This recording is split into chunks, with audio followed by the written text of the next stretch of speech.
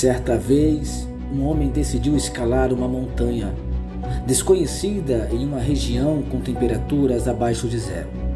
Com muito esforço, alcançou o cume. Quando começou a descer, foi surpreendido pelo cair da tarde. De repente, já estava muito escuro, ao ponto de não conseguir enxergar o que havia abaixo de seus pés. Parado, foi tomado pelo medo, pois não conhecia muito bem aquela montanha. Ao tocar o desespero por estar ali já algumas horas, começou a gritar por socorro, mas ninguém o ouvia. Foi quando, em uma pequena oração, pediu ajuda a Deus. Deus, em seu auxílio, fala em seu coração: pule. Mas tomado pelo medo do desconhecido, ficou travado e passou a noite inteira ali. Já pela manhã, algumas pessoas estavam à sua procura e o encontraram morto pendurado a apenas 2 metros do chão. Hoje, iremos continuar o nosso estudo sobre a fé. Aprenderemos como obtê-la e se fazer crescer em nossas vidas. Já aprendemos que a fé é a condição para a nossa salvação. No entanto, muitos, por não exercerem o seu crescimento, ficam esmorecidos e com medo do desconhecido e acabam abandonando a sua fé. A ideia que hoje em dia muitos têm sobre o tamanho da fé vem pela passagem quando Jesus narra a parábola do grão de mostarda. E por um interpretamento equivocado, muitos pensam que se sua fé, mesmo que pequena como um grão, moveria uma montanha, ou seja, poderia alcançar coisas impossíveis, quando que na verdade Jesus está mostrando em uma comparação como deve ser o crescimento da fé, que mesmo pequena, quando começamos, mas poderá se tornar grande, assim como a árvore que brotou daquele grão.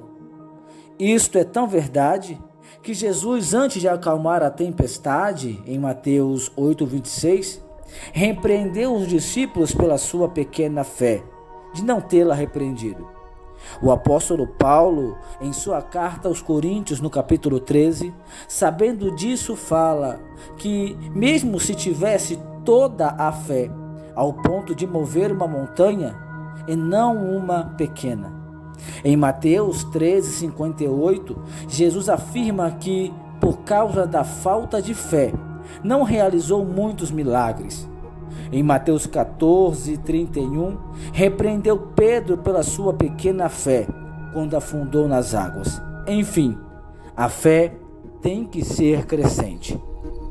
O crescimento da fé natural é adquirida através da experiência e do conhecimento, como, por exemplo, quando aprendemos que, ajuntando alguns ingredientes, conseguiremos fazer um bolo.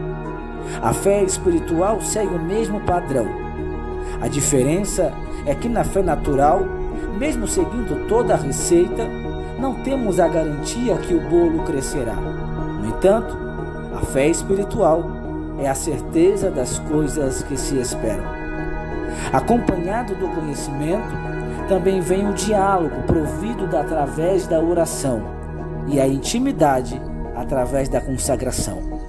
Em Romanos, Paulo fala que, de sorte, a fé vem pelo ouvir, e ouvir a palavra de Deus. De sorte, porque não é para um povo exclusivo e nem se pode comprar, mas por ouvir, que aqui se refere a entender.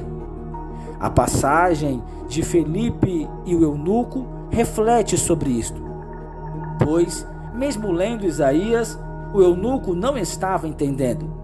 E após Felipe explicar não somente a passagem, mas o plano da salvação, ao ponto que a fé sendo gerada no eunuco, o mesmo sentiu o desejo do batismo. A fé não vem por milagres, e se assim fosse, o povo que caminhou no deserto deveria obter a maior, mas pelo contrário, a cada adversidade murmuravam. Por ouvir, a mulher do fluxo de sangue e Bartimeu adquiriram fé. E o que dizer do centurião, que o próprio Jesus declarou não ter visto tamanha fé em Israel? É por isso que muitos que vão à igreja atrás de um milagre, prosperidade ou em uma busca pessoal acabam se desviando. Mas aqueles que a sua fé está em Jesus como seu Salvador e continuamente o buscam em oração e o conhecimento, esses poderão passar por diversidades e não desistirão.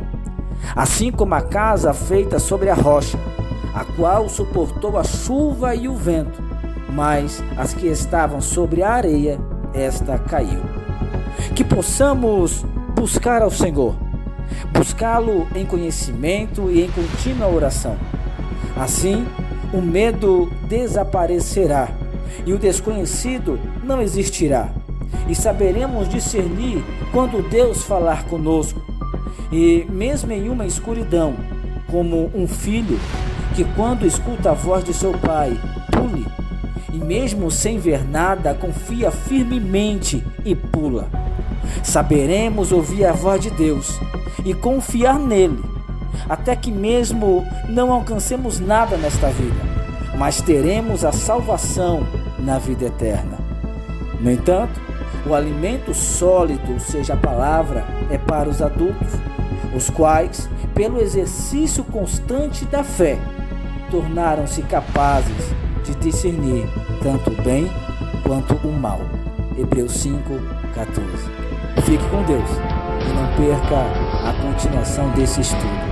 Até o próximo programa.